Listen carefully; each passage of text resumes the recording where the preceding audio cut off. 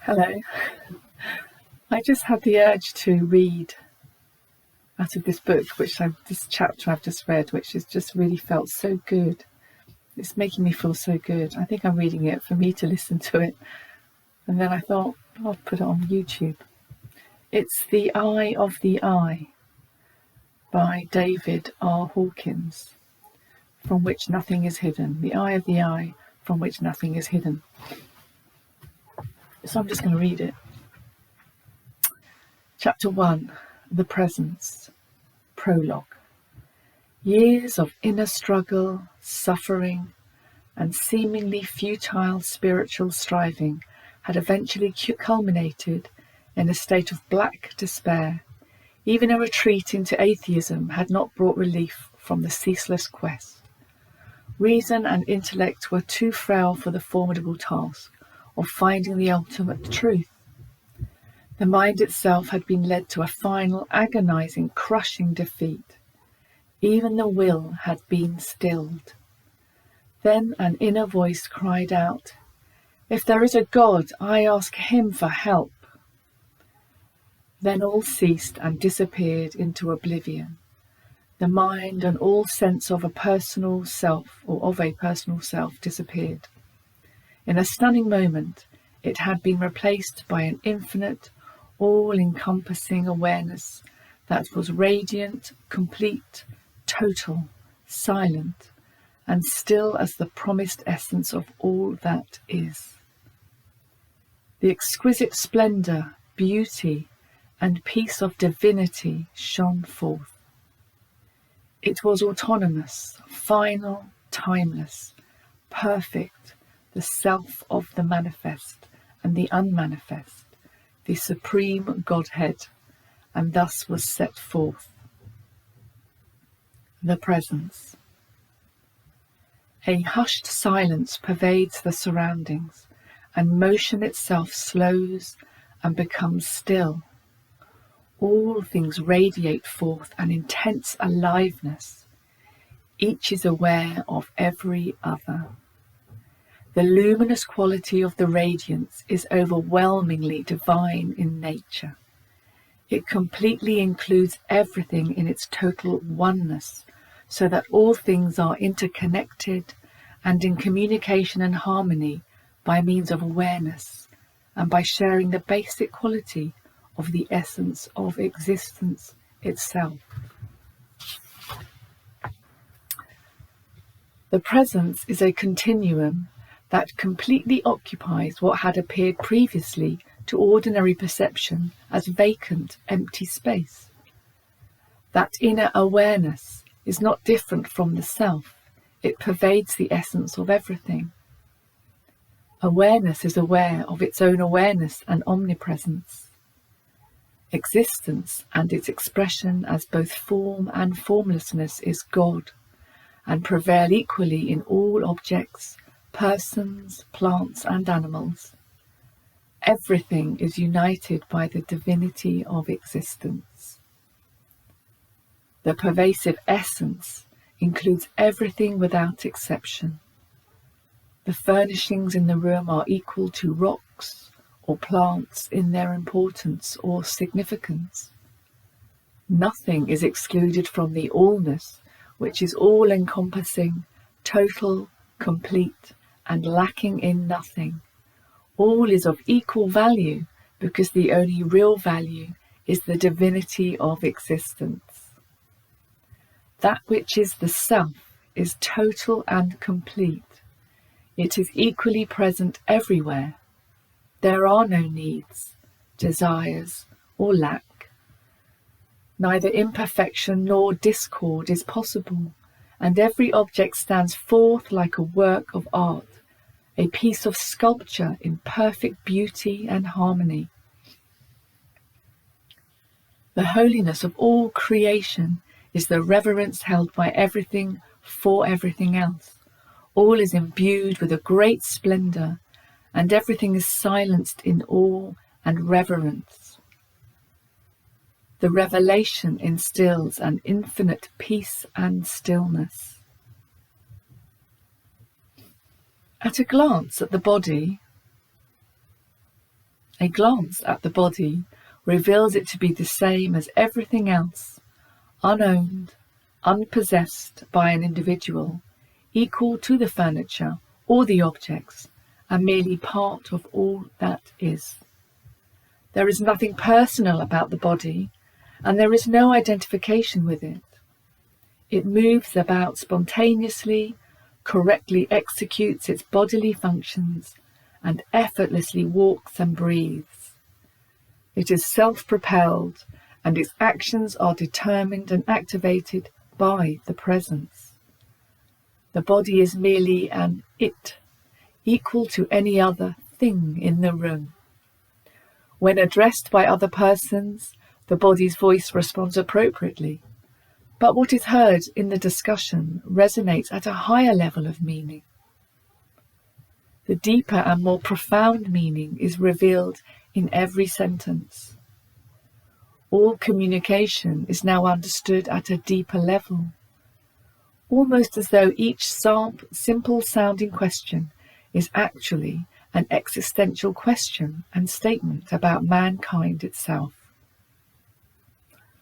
On the surface, the wording sounds superficial, but on the deeper level, there are profound spiritual implications.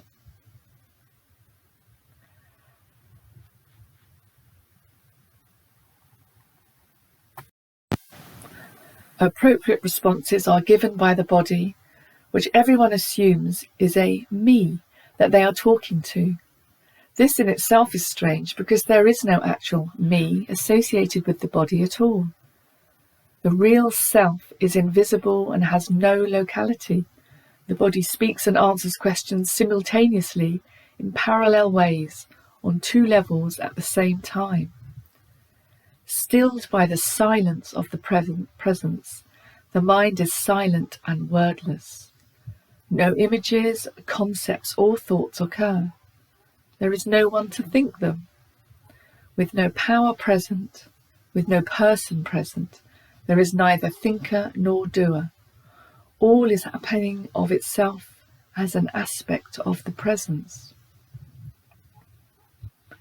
In ordinary states of consciousness, sound prevails over a background of silence and replaces it. In contrast, in the presence, the opposite occurs. Although sound is perceptible, it is in the background. The silence prevails so that the silence is actually not interrupted or displaced by the sound. Nothing disturbs the stillness or interferes with its peace. Although movement occurs, it does not disturb the motionless stillness that is beyond, yet inclusive of motion. Everything appears to move as though in slow motion because time is absent. There is only a continuous state of now. There are neither events nor happenings because all starts and stops. All beginnings and endings occur only in the dualistic consciousness of an observer. In their absence, there is no succession of events to be described or explained. Instead of thinkingness, there is self-revealing knowingness that imparts complete understanding and is self-explanatory by its self-effulgent essence. It is as though everything speaks silently and presents itself in its entirety in the absolute beauty of its perfection.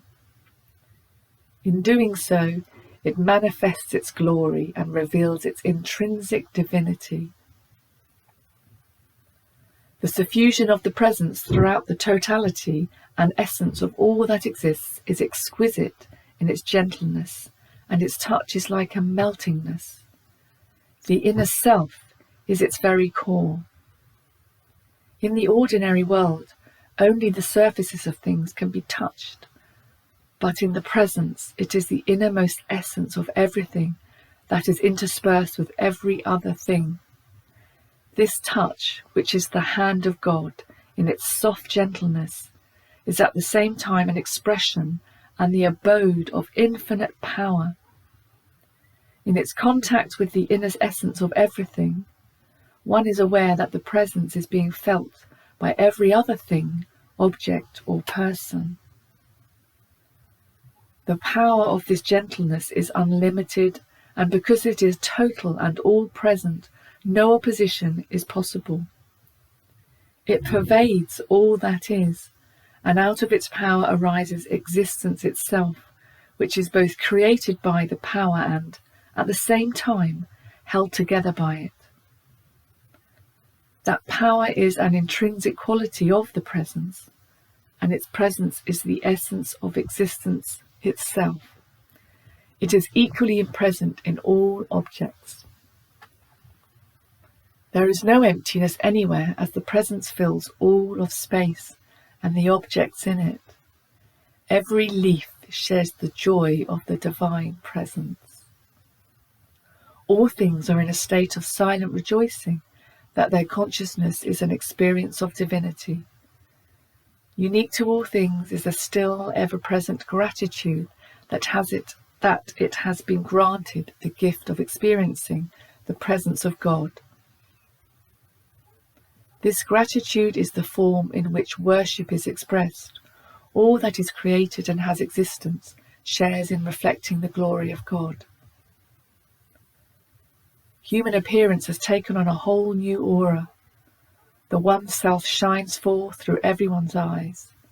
A radiance shines forth from everyone's face. Everyone is equally beautiful. Most difficult to describe is the interaction among people that moves into a different level of communication.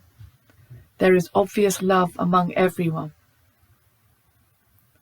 Their speech, however, has changed, so that all conversation has become loving and peaceful.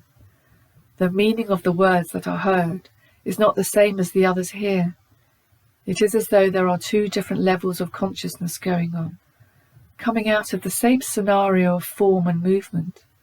Two different scripts are being spoken via the same words. The meanings of the words themselves have been transformed onto a different plane by the higher selves of the people involved with each other, and the communication of understanding is on a higher plane. At the same time, it is clear that the lower selves of the people are unaware of the communication simultaneously going on with their higher selves. People are as though hypnotized into believing the reality of the ordinary selves, which is merely the unwitting acting out of scenarios or roles, as in a movie. By ignoring the lesser selves, the higher selves address each other directly, and the person's ordinary selves appear to be unaware of this ongoing higher level of conversation. At the same time, people are sensing intuitively that something different from the ordinary is happening. The conscious presence of the self creates an energy field that people find extremely pleasurable. It is this energy field that performs the miraculous and brings occurrences into harmony, along with a sense of peace to all who experience it. Visitors who had travelled many miles to ask questions suddenly knew, in the presence of that aura, the answers that came through an inner understanding that made the original question irrelevant. This occurred because the presence recontextualized the illusion of a problem and thus caused it to disappear. The body continued in its operation and reflected the intentions transmitted through consciousness. The continuance of the body was not of any great interest, and it was clear that the body is actually the property of the universe. The bodies and objects in the world reflect endless variations and are without imperfection. Nothing is better or worse than anything else, nor is it of different value or significance.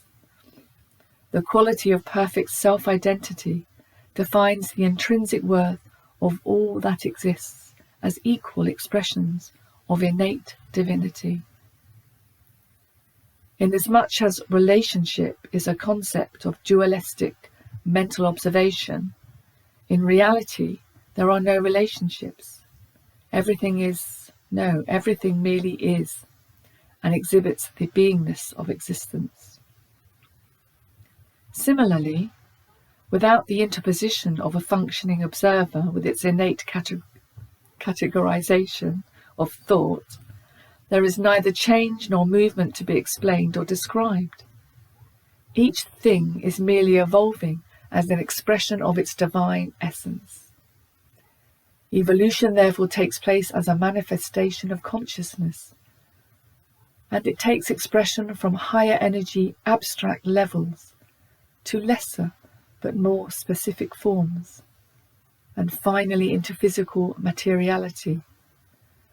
Thus creation manifests from the abstract formless through progressive form into a final energy pattern, and then into concrete materiality. The power to become manifest is the expression of divine omnipotence as continuous creation. Creation is the present and the now. This now is continuous so that neither beginnings nor endings are possible. Visibility, or materiality itself, is merely a sensory phenomenon and not a necessary condition for existence, which is in itself formless, yet intrinsic to all form. Because everything is always in the process of creation, it means that everything is an expression of divinity, or it would not have the capacity to exist at all. The realization that everything which exists reflects the divinity of creation is why it is worthy of respect and reverence. This accounts for the reverence for the spirit within all living beings and nature, which is characteristic of many cultures. All sentient beings are equal. Only material manifestation is subject to cessation, and essence is unaffected and retains the potentiality of reappearing in material form. Essence is affected only by the forces of evolution itself. The emergence of material form from essence is influenced by the presence of that which is already in form. The content of material manifestation may therefore facilitate essence manifesting as form, or it may not be favourable, depending on conditions. One might say that creation fulfills its own inner divine instructions or tendencies. Traditionally, this tendency has been called destiny, which is the unfolding of the potentiality and the reflection of pre-existing conditions, the classical Sanskrit gunas of rajas, sattva, and tamas, or action, awareness, and resistance. Thus man can influence conditions in order to potentiate the manifestation of desired eventualities. Through choices, human consciousness can influence outcomes, but the power of creation is the province of God. The nature of creation, which is beyond time, space, and causality, is self-revealing and presents itself to the consciousness of awareness as a gift of the presence. All things are intrinsically holy in the divinity of their creation. When the criticalness and discrimination of dualistic perceptions are set aside, the absolute perfection and beauty of everything stands revealed. Art seeks to abstract this awareness when it takes one moment in time and freezes it in photographic art or sculpture. Each stop frame depicts the perfection that can be appreciated only when a single view is isolated from the distortion of the superimposed story. The drama of every moment of existence lends itself to preservation when art saves it from the extinction of transformation of material form called history. The innocence intrinsic to any given moment is apparent when that moment is taken out of the context projected onto a sequence of selected moments that then become a story. Once converted into a story by the dualistic mind, the terms good or bad are then applied. One can readily see that even the terms good or bad refer in their origination to what is really merely human desire.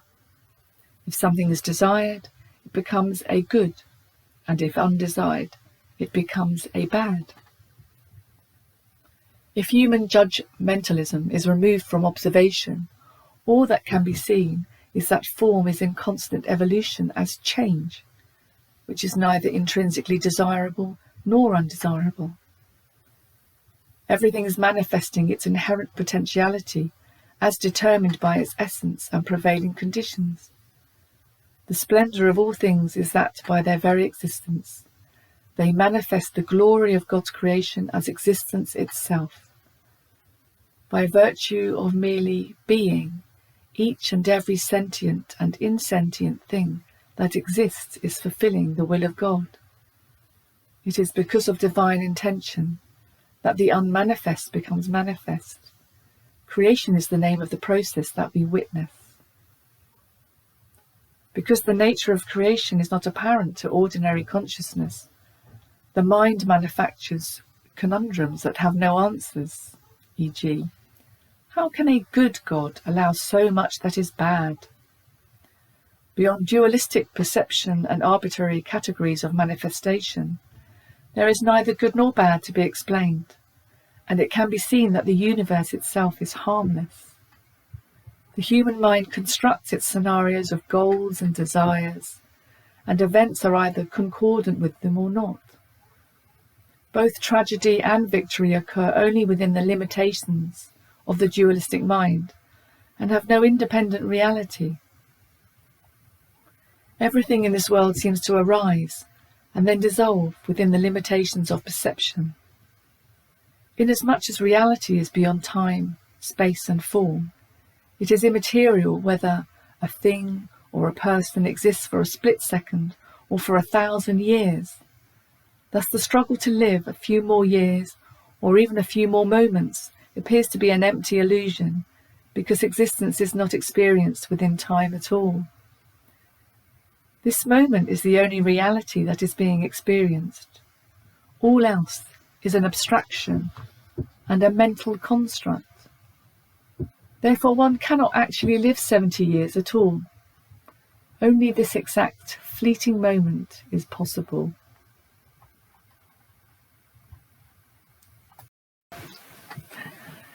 In the reality of non-duality, everything is complete, and desire is replaced by appreciation.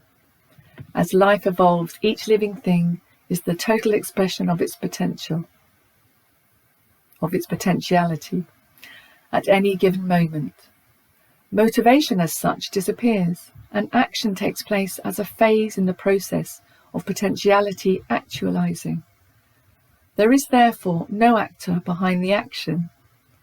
There is instead a sense of completeness and total fulfillment in every moment. Enjoyment of physical needs is the product of action itself. The appetite for eating, for example, arises out of the act of eating, with no prior desire for the next bite. If eating is stopped by the interruption, there is no feeling of loss. The joy of life originates out of one's existence at any given moment, and the awareness of continuous completion is an aspect of the joy of existence. The totality of the oneness of the all cannot be experienced. Instead, it is known by the virtue of being it. The I of the self is the I of God, of witnessing the unfolding of creation as now. Sequence is an illusion created by the perception of the I, of the ego, which is the point of observation of the processing of the non-local to the local, of the non-linear to the linear, of allness to thisness. Perception is the I of the ego, that as it translates the inexperienceable, infinite, to the experienceable, finite, produces the perception of time, place, duration, dimension, position, form, limitation, and singularity. So I hope you really enjoyed that. I'm loving it. I'm probably going to record some more. Bye for now.